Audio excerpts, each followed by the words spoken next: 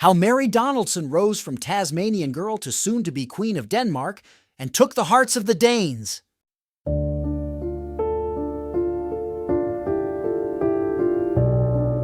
Mary Donaldson's early years growing up in suburban Hobart in the 1970s and 80s had a sense of ordinariness, particularly compared with what was to come. The daughter of a mathematics professor and an executive assistant, with 2 sisters and a brother, she went about her schooling with confidence and a growing ambition. And as a student at Taroona High School, the teachers could sense her potential.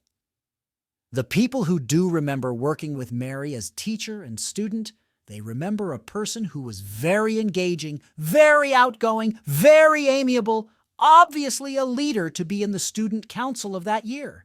The school's then principal, Robin Fox, told the ABC in 2003. But none could have predicted what lay ahead for Mary. In 2 weeks, she will become Queen of Denmark, the first Australian to ascend to such a royal role after the surprise announcement overnight of the impending abdication of Queen Margaret II. How Mary met Frederick. After finishing her law and commerce studies at the University of Tasmania, Mary worked in advertising in Melbourne, Edinburgh, and Sydney. She lived in Sydney for 7 years and shifted to working in luxury real estate in 2000, just before her life was turned upside down as a 28-year-old. How she came to meet Denmark's Crown Prince Frederick has become the stuff of legend, a highly unlikely 5 degrees of separation. Frederick was in Sydney for the Olympic Games and was out for drinks at Sydney pub The Slip Inn on September 16, 2000, with his brother Prince Joachim, his cousin Prince Nikolaos of Greece and Denmark, Princess Martha of Norway, and Prince of Asturias, Felipe VI, now the King of Spain. Felipe VI had an Australian friend. That friend invited her sister, who in turn invited her own friend, who happened to be Mary's flatmate. He then invited Mary. I've never had a good picture taken. Frederick and Mary's romance appeared to blossom immediately. She was at first unaware of Frederick's royal status, but this soon became apparent. Perhaps sensing the immense change that was coming, a few weeks after their meeting, Mary entered into a 6-week course with an agency called Star Makers to build her confidence. Transformation coach Teresa Page told the ABC last year that Mary knew she had great potential. We asked Mary, "Why do you want to do the program?" Ms. Page said. She said, "I'm 28 years old, life is passing me by, and I want to change my life." She said to me, "I've never had a good picture taken." And it was true. Mary was taught how to make an impact every time she walked into a room. It proved a highly useful skill for the coming years. Over the next 12 months, Frederick returned to Australia to meet up with Mary in secret. His earlier bachelor lifestyle, earning him the nickname the Turbo Prince, meant he was a source of much interest among European media. It was inevitable that his journeys to Australia would raise suspicions. In late 2001, Danish royal magazine Bild Blade sent a journalist to Sydney to find out about Frederick's secret Australian girlfriend. They broke the news that it was Mary Donaldson, a pretty, outgoing, gifted, and perhaps future crown princess. She took the hearts of the Danes. Mary moved to Denmark in December 2001, and their relationship became more public.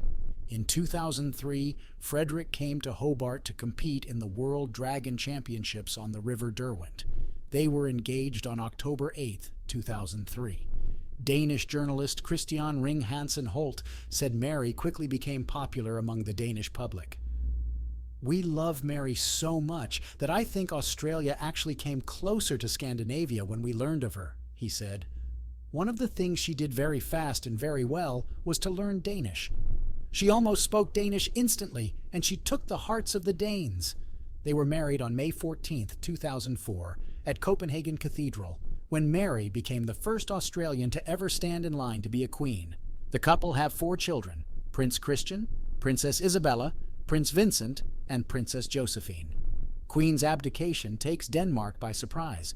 The abdication of Queen Margaret II, Europe's longest-serving monarch, caught Denmark by surprise.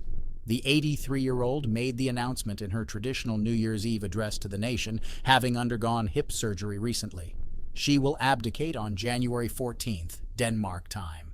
Mr. Ringhansen Holt said no one saw it coming.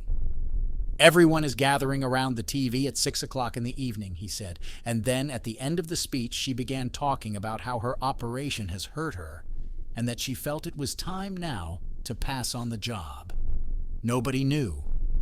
In a statement, Danish Prime Minister Mette Frederiksen offered a heartfelt thank you to Queen Margrethe II and said she welcomed the new royal couple.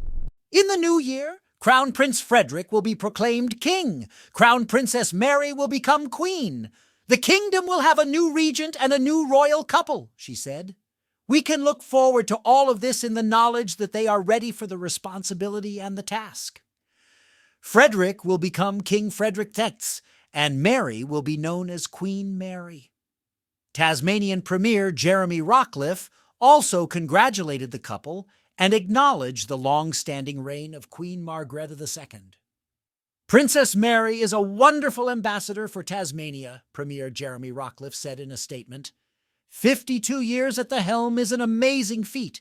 Queen Margrethe II has dedicated her life to changing her country and making the world a better place. I look forward to watching the next generation and Tasmania's own born queen lead Denmark's future, he said.